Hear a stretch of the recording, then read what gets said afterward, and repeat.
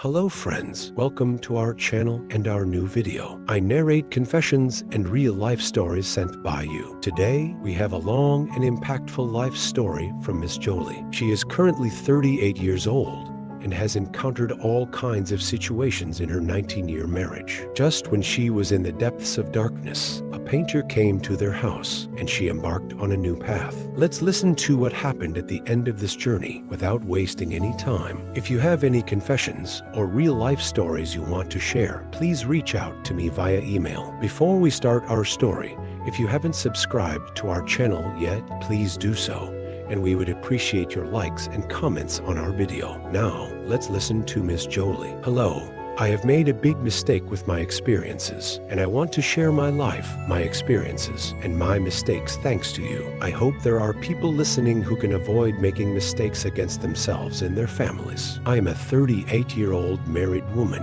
I got married 19 years ago and have 2 sons. My husband works in a factory. Since we married through an arranged marriage, I never loved him in the beginning. He was a rough and rude man who constantly used profanity. Since we got married, he has changed jobs 8 times, leaving each one due to fights or his foul language. In one job, he assaulted his boss. In another, he swore at his boss, and in yet another, he used unspeakable language towards a female co-worker, forcing him to leave. Even in his daily life, he never stopped cursing. He would start cursing the moment he came home. The more I tried to raise my children with good manners, the more he would ruin my efforts every evening. I can't remember a single time he spoke nicely to me. When he came home, the first thing he would ask was, "Is the food ready?" Then he would refer to our children as those brats. If he didn't like the food or tea, he would say things like, "What is this? It tastes like piss."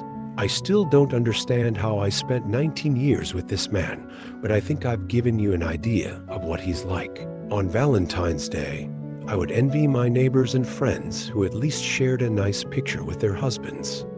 But my husband never once said he loved me, even when he wanted to be intimate. When I didn't want to be with him, he would use violence. I couldn't raise my voice because he would hit me just for that. My life was like slavery. When my children started to resemble him in their behavior, I felt completely alone at home, longing for a kind word. Whenever I went to my mother to share my troubles, she would dismiss them, saying, "Some men are like that. You have to manage. Do whatever he says. He is your husband." Despite talking to him many times, he never changed. I would always witness and envy the lives of those around us. Over time, even my children started speaking with insults and curses. Although I am ashamed of it now, I also turned to violence to discipline them. But it was like a vicious cycle. When their father came home, they would complain about me, and he would hit me, saying I couldn't touch his sons. It was more painful than the beatings to see my children look at me without a single reaction. Eventually, I gave up. I left them to their own devices, prepared their meals, set the table, and ate my food in the kitchen. After a while, it felt like living with 3 bears. No mother wants to call her children bears, but it was clear they took after their father, and I couldn't hold back. One evening, while I was cooking with a pressure cooker in the kitchen, I went to the living room to watch TV, keeping an eye on the time. The food would be ready in half an hour. Our pressure cooker was ancient, and I never trusted it.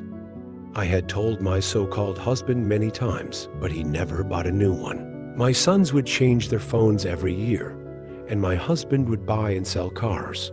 But when I needed something for the house, it was seen as an expense. I didn't want to be passive at home, but no one listened to me. As I watched TV in the living room, there was a sudden loud explosion from the kitchen. I jumped up in shock and ran to the kitchen. I was shocked to see the mess. There were beans everywhere, and the pressure cooker had finally given up and exploded. I thanked God that I wasn't in the kitchen at that moment. My husband and sons were about to come home, and I was trying to clean the kitchen and prepare another meal at the same time. When my husband and sons arrived, my husband came into the kitchen and yelled, "Isn't the food ready yet?" I said, "Look at the walls. The pressure cooker exploded. My so-called husband, without even asking if I was okay, said, "It's been years, and you still can't cook properly. How did you manage to explode the pressure cooker? You must have left it alone, or it wouldn't have exploded." "Look at the state of the walls," I asked. "Is that all you have to say?" I could have been hurt in the kitchen, but it was pointless. He said, "Stop talking and make the food. We are hungry." "After dinner, I'll call our kids to find a painter," he said. "Let him come over, and we'll get a quote to paint the house after dinner." He called a few friends and found a painter. He spoke rudely to the man, but the painter, eager to get the job, responded politely. I could hear him on the phone saying, "Come over and take a look to give us a quote, despite the late hour." If the painter didn't need the work, he probably wouldn't have agreed to come, but he showed up within an hour to inspect the house. My husband spoke to him rudely, saying things like, "I don't want it like this. Do it that way, or I won't pay you." When my husband went to the bathroom, I apologized to the painter, saying, "Please excuse him. He's always been like this. I couldn't change him."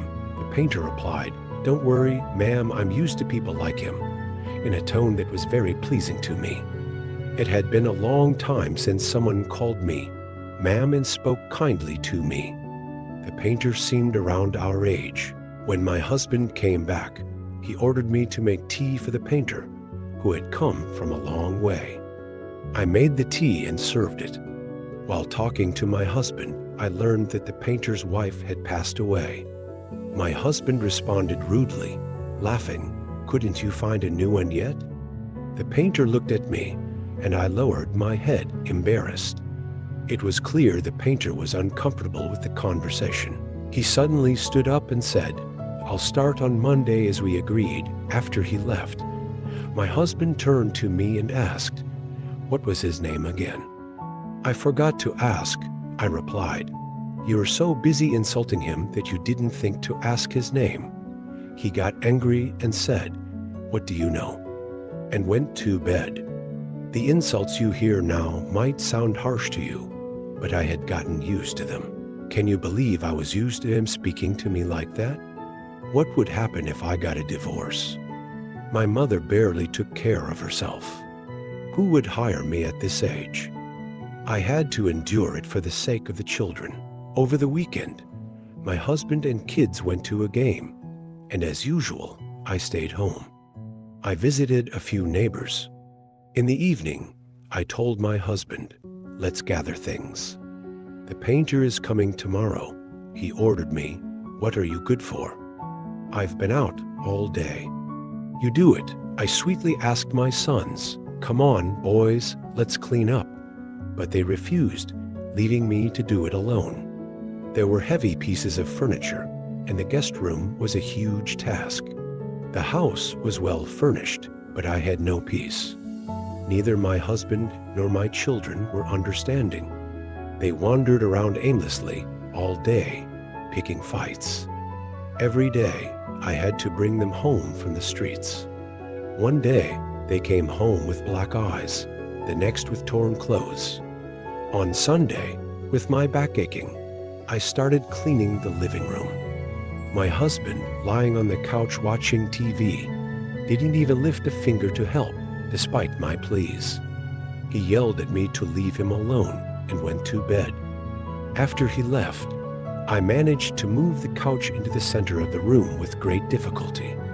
On Monday morning, my husband went to work and the kids went to school. The painter arrived after some time, cautiously asking, "Is your husband home?" I said, "No, he's at work. We were expecting you to start today." I invited him in. He was so humble and careful, trying not to say or do anything wrong. He asked where to start. I said, "I managed to clean the living room. You can start there while I clean the guest room." He agreed and started setting up his materials. As he prepared, I struggled in the guest room, trying to move the couch by myself. There were large cabinets and a dining table that I couldn't even think about moving.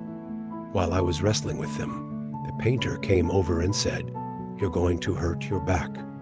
Why didn't your husband move these?" He knew I was coming. I smiled and said, "My husband ordered me to do it. He left me to handle everything. He gets very tired from wandering around." The painter hesitated to speak, then asked, "I saw your sons the other day. Why didn't they help?" "They seem strong enough," I replied. "They're worse than their father. I'm the only one who cares in this house. They just eat and sit around. If I told you everything I've endured, it would be a novel." After some more conversation, the painter went back to his work. I continued to clean the guest room. While lifting the couch, a staple under it caught my hand, and I dropped the couch on my foot. I screamed in pain. The painter rushed in, asking what happened. Proudly, I said, "It's nothing." He helped me to the kitchen, ran my hand under water, and bandaged it with materials from the first aid kit above the door. He also applied ointment to my foot. As he did all this, I watched him, deeply moved. He asked, "Why do you push yourself so hard?" I started crying, overwhelmed by years of pent-up emotions, and told him everything. The painter's eyes filled with tears too. It was clear he was a sensitive person.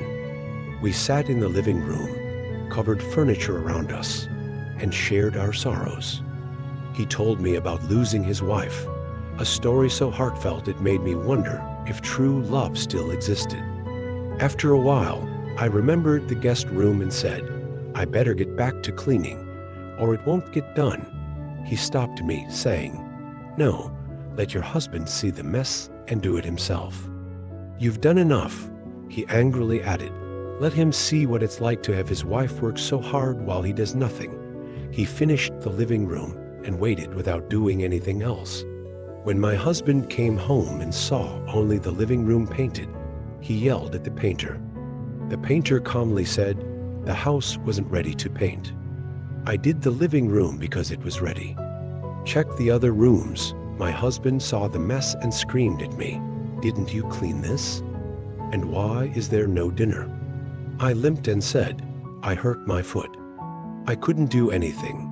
He huffed and puffed, then turned to the painter. "Why didn't you clean up? Isn't it your job?" The painter lit a cigarette and said, "No, it's not my job. If you want me to paint over the mess, fine, but I'm not responsible for the damage." My husband exploded with anger, and with a snarl, started moving the furniture, throwing things around. After a while, our sons came home, and he yelled at them to help. They reluctantly joined in, piling everything into the center of the rooms. Sweating and angry, my husband turned to the painter and asked, "Is this good enough?" The painter lit another cigarette, looked around, and said, "Yes, it's fine." My husband then asked, "Why aren't you painting?" The painter took out his phone, saying, "It's too late now. My shift is over," and left. The house was in disarray, but seeing my husband fuming with anger made me happy. After a while, my husband said, "I'm hungry," emboldened by the painter's actions. I said, "I can't stand up." I snapped, "Should I think about you or myself?" He called our eldest son and gave him money, telling him to go buy some doner kebab.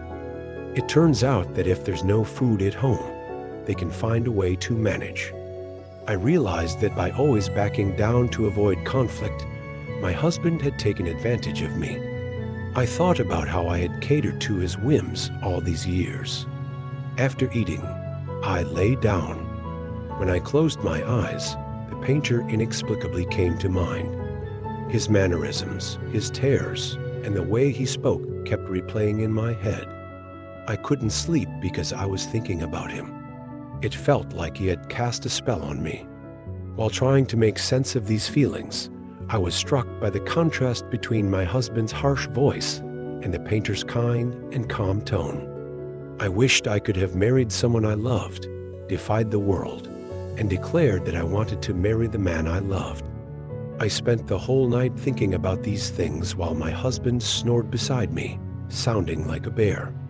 A considerate husband would have asked how I was, but not him. He never asked how I was doing or if I was okay. He only ever cursed and argued. What could you expect from a man who cursed at his own parents and drove them out of the house? The next morning, I hoped he might show some concern for me. As he got dressed and was about to leave, he turned around to say something.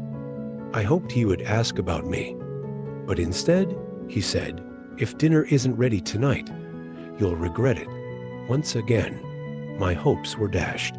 If he had asked how I was, I would have gone to great lengths to make him happy, but he left me to my loneliness. My sons, just like their father, went to school without asking how my foot was. I had poured my heart and soul into raising them, but I got nothing in return.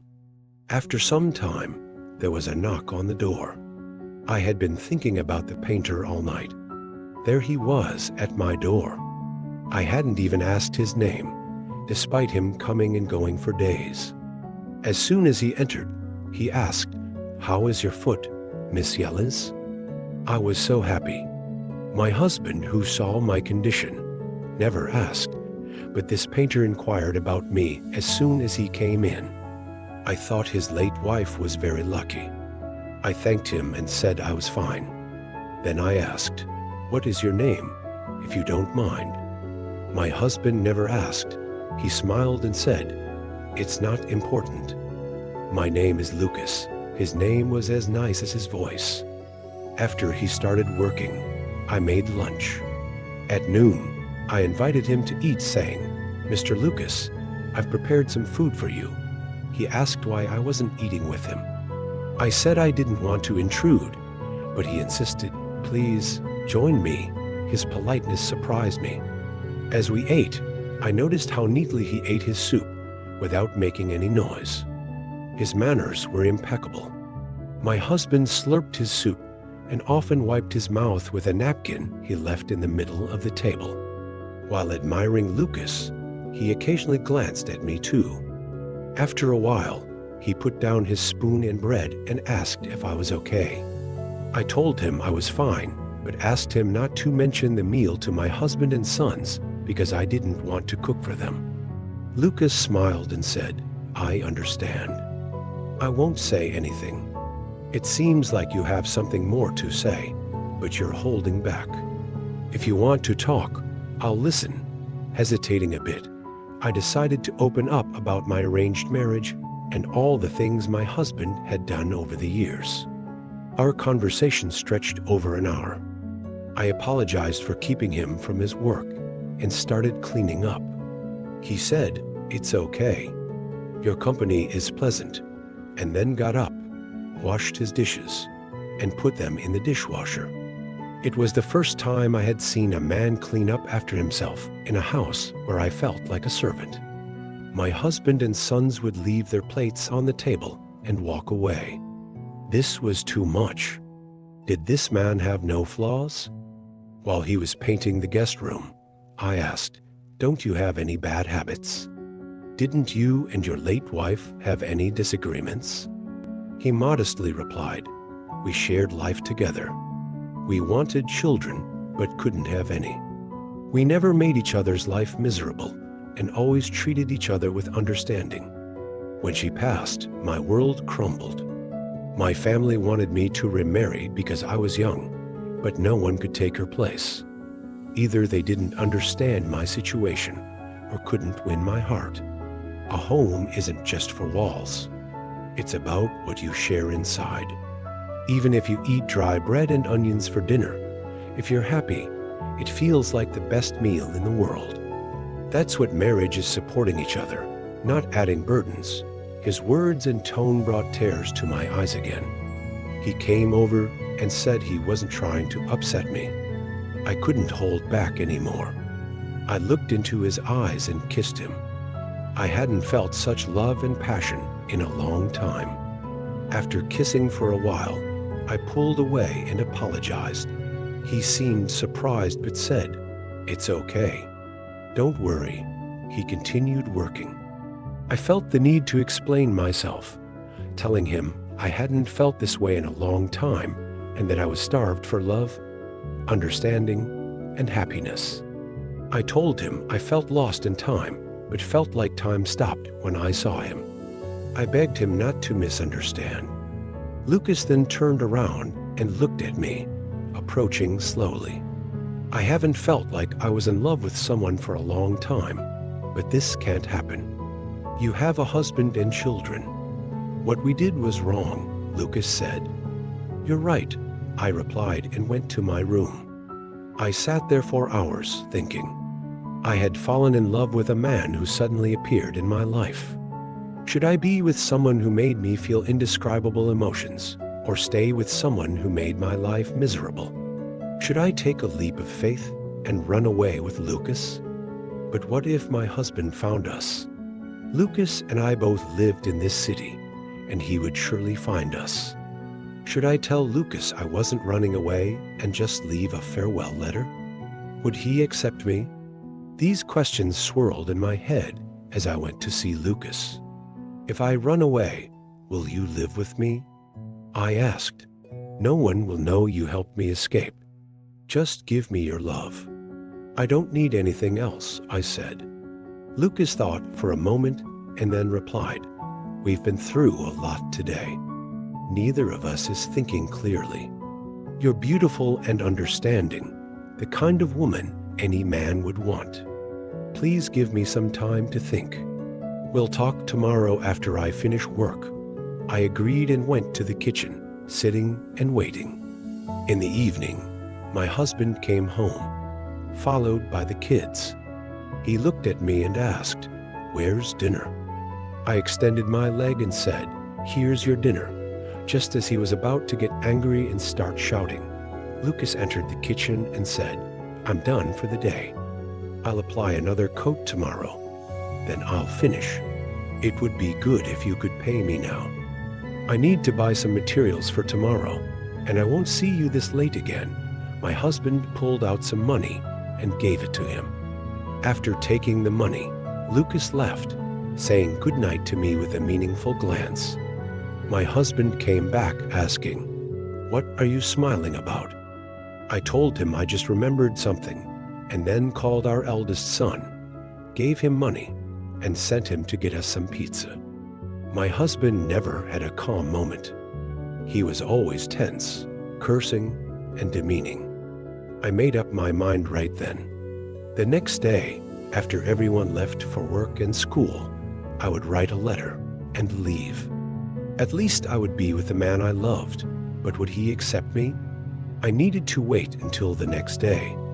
I was so anxious that I couldn't sleep. I decided to write the letter. After finishing it, I hid it in the top cupboard. If Lucas accepted me, I would leave the letter and go. If not, my miserable life would continue. In the morning, everyone left for work and school. Half an hour later, Lucas arrived. He looked tired, as if he hadn't slept either. As soon as he came in, he said, Let's finish the work and then talk.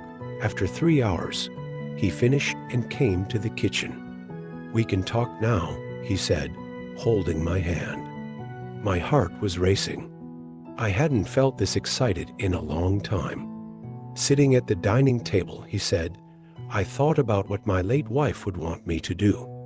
Maybe you're not happy with your life, and you see in me the things you're missing. I can give you love and compassion, but I don't have a steady income. My house isn't as nice as yours. My wife would want me to be happy, and I can be happy with you. If you can join me, we can live together, but I'm afraid I might not be able to make you happy. I replied, Lucas, I believe I can find love and happiness with you. I don't care about the house. I just want to feel the emotions I've experienced in the last 2 days for the rest of my life. Please accept me. Lucas agreed, saying, Let's leave this house together. Are you ready? My heart was pounding. I only needed to take a few clothes. I gathered my ID, phone, charger, and essentials, and hid the letter in the open cupboard. It read, "Hello, I have served you and our children like a slave for years. At first, I tried to raise our children to be useful members of society, but they started to resemble you. Whenever I tried to correct them, you undid my efforts. You never treated me well. I loved our home unconditionally and tried to make life beautiful. But there came a time when I realized I no longer loved you.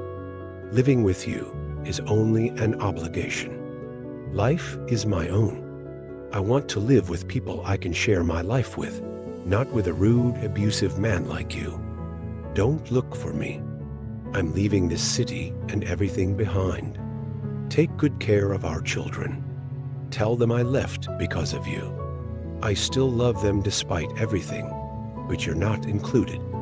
After I get my life together, I'll see you in court for divorce. I wish you happiness alone. I hope you can at least get yourself a glass of water. This is not an escape for me. It's a new beginning. I'd like to thank you, but I have nothing to thank you for, since you've done nothing for me." After leaving the letter, Lucas led the way out to his car. I followed him, embarking on a new journey. God had brought him into my life to make me happy. I believed wholeheartedly. Lucas seemed happy to have me with him. I realized I still had beauty and charm. After a 20-minute drive, I saw that Lucas's home was close to my old one. My husband would search for me all over Turkey, but I'd be right under his nose. Lucas's apartment was new and well kept, better than my old house. "I thought you said your house wasn't as nice as mine," I teased. Lucas laughed and said, "I wanted to surprise you. I saved up and bought this place. I don't want you to lift a finger. You deserve the best." We explored the house, and it felt like a honeymoon. Lucas was always polite and considerate. That evening, he made dinner, insisting I relax. This was what marriage was supposed to be: shared, beautiful, and bearable. After dinner, we spent the night exploring the house.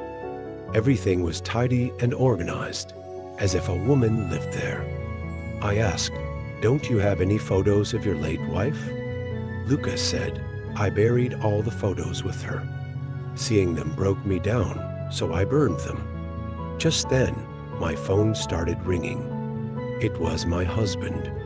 He must have read the letter. He kept sending angry messages, cursing me. I ignored him and blocked his number. I had a new life now, and it was already proving to be happy. 15 days later, our life together was wonderful. One morning, Lucas received a message that seemed to upset him. "Is something wrong?" I asked. "No, nothing. Just a job. I'll be gone all day," he replied and left. It was unusual because he always said goodbye. I sensed something was off. Later, while watching TV, there was a knock on the door. A woman stood there with a child. "Who are you?" she demanded. I was taken aback and asked who she was.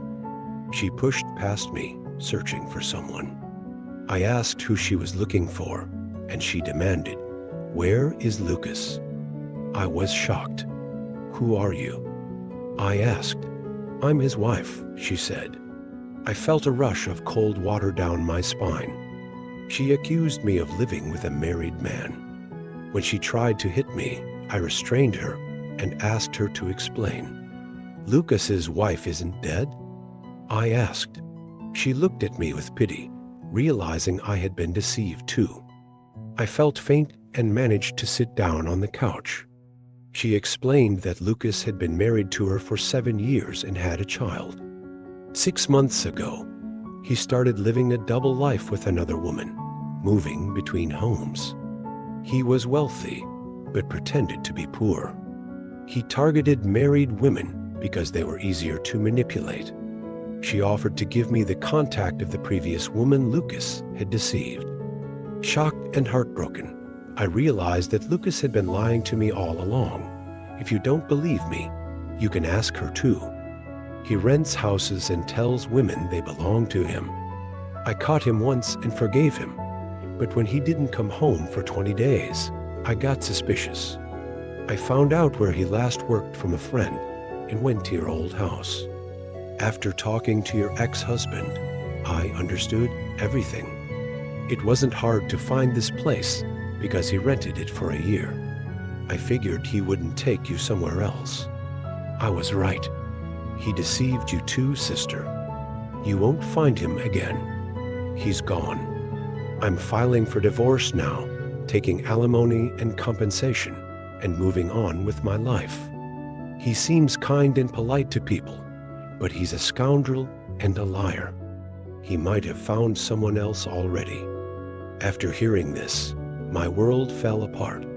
The man I loved unconditionally turned out to be a scoundrel who toyed with people's emotions. Everything he said and did was a lie, a game. I started crying, wondering how I could have fallen for such a deceitful game. My happiness lasted only 20 days before I was fooled again. I didn't regret leaving my husband, but I regretted abandoning my sons for this man. What would I do now? The woman saw my distress and suggested I stay there for a while, since the rent was paid. She advised me to find a job and get my life back on track. I hoped this was all a bad dream, but it was reality. I called Lucas repeatedly, but he didn't answer. I messaged him, contacted him on social media, but nothing. It was like he vanished, taking my dreams with him. I considered returning to my old house, but I knew it would be a life of misery again. Should I continue the path I had started or go back to the beginning? I thought about this for hours. Using the money Lucas had left, I bought alcohol and drank until morning, deciding what to do. In the morning, I gathered my courage and went to my old house. When my husband saw me at the door, he was stunned. After a moment, he said, "Come in, I'm late for work. We'll talk in the evening," and left calmly. I felt like a stranger in my own home. My sons looked at me as if I were filth and left without saying a word. I spent the day sitting and waiting for my husband to return, feeling an indescribable pain, shame, and hopelessness. When he came home, he sat beside me. For the first time, I saw a calmness in him. Just as I thought he had changed, he lifted his hand, and I closed my eyes, expecting a slap. Instead, he hugged me and started crying. The rough man who had never shown emotion was now hugging me and crying like a helpless person. I wanted to explain everything, but he said, "Just be quiet." We sat in silence for half an hour. My sons came home, didn't even look at me, and went to their rooms. My husband said, "Your absence made me realize how unfair I was to you. Yes, I was angry when you left, but without it, I wouldn't have understood the extent of my mistakes. My behavior wasn't intentional. I grew up without love, thinking that being unloving would earn respect. I acted like my father. I broke your kind and gentle heart over and over. I couldn't see what you did for me and our children until you were gone. I now understand that being like my father brings no benefit. Please forgive me. I don't want to know where you were or who you were with. The fact that you came back is enough for me. Please don't leave us again. I'll try to change." I was overwhelmed by his words, unable to speak or think. For 19 years, I had endured so much pain and harsh words, all because he hadn't grown up in a healthy environment and didn't know how to show love. Despite his rough upbringing, his recent words made the past 19 years bearable. He promised to change, and although I wanted to tell him everything, he stopped me. He called our sons, made them kiss my hand, and said, "If anyone disrespects her, they'll face me. She's our everything." My husband had changed unexpectedly. 3 months later, He was 10 times better than Lucas ever was. At least he tried and succeeded. What happened taught both of us a great lesson. It felt like we were newlyweds. My life was now orderly and happy. My children were more respectful and helpful, and the education I gave them hadn't gone to waste. Despite taking the wrong path, I reclaimed my home and kept my family intact. I prayed and repented for my actions. Yes, friends, that's the end of my story. After years of suffering, I tried to escape, but that path was wrong. If everyone in a troubled marriage resorted to infidelity and escape, there would be no healthy relationships left. Divorce is a better path if you need to move on and rebuild your life. Women don't need a man to create a new life. Love and affection can blind us, but we must follow moral guidelines.